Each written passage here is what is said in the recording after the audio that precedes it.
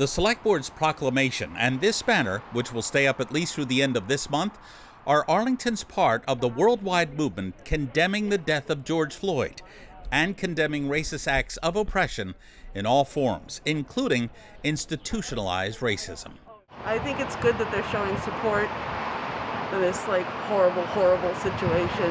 I mean, I'm sort of encouraged by the fact that it seems to have gone global at this point, rather than than just the U.S. I think that it's amazing. I think that it's so important that we show that we support the Black Lives Matter movement in Arlington.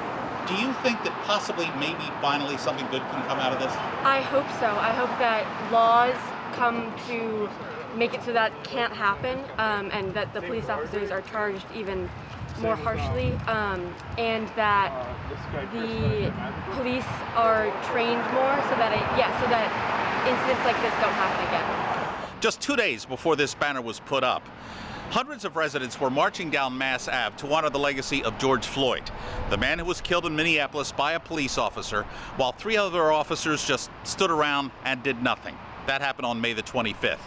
Then on June the 12th, 27-year-old Rayshard Brooks was shot and killed as he was running away from police in a restaurant parking lot in Atlanta, Georgia. That city's police chief has since resigned. The officer involved in the shooting has been fired, and the investigation continues. This banner is up here to remind us all of deaths like that, and also the unjustifiable murder of African Americans on these shores in the last 400 years. It's why hundreds of people took to the streets last week in silent protest in memory of George Floyd and the legacy he now leaves behind. Town manager Adam Chapdelaine weighed in. Arlington has a long history of being a welcoming and inclusive community, and this banner makes a statement of solidarity with the worldwide protests. It's a positive step and the start of a journey. We've begun a lot of work already, but the road ahead is longer, and we have a broad cross-section of people ready to do this work. ACMi News spoke to the newest member of the Select Board, Leonard Diggins, who last week was victorious on town election day. He admits there's a lot of work to be done by town leaders, and he readily admits residents also share a great deal of responsibility. All these events have a way of getting replaced by the next big crisis.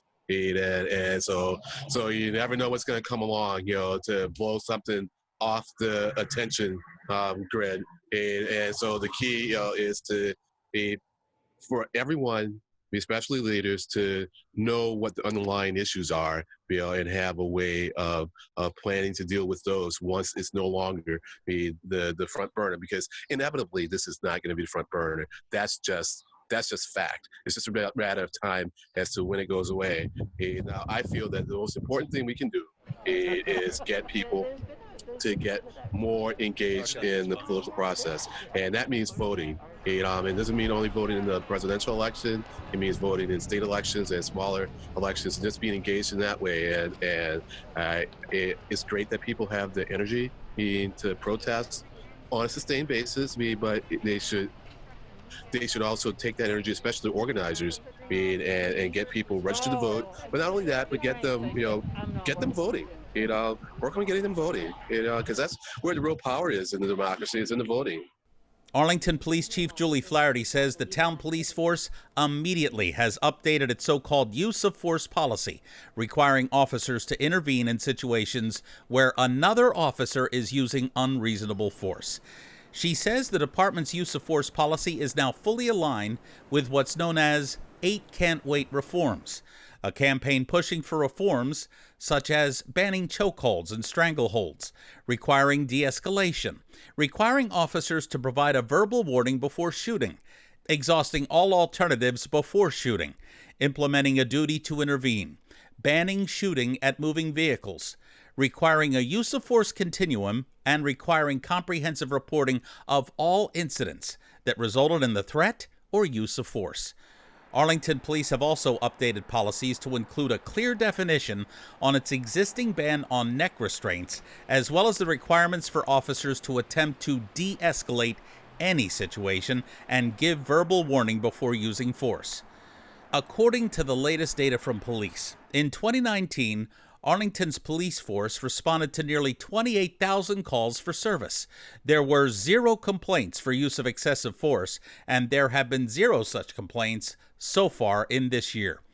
Indeed, it was Chief Flaherty herself and Captain Richard Flynn of the Arlington Police Department directing traffic along Mass Ave so residents could honor the memory of George Floyd. If such actions and updated measures in community policing had been undertaken in the city of Minneapolis just 1 month ago, the tragedy that stunned the nation and the world may very well have been prevented.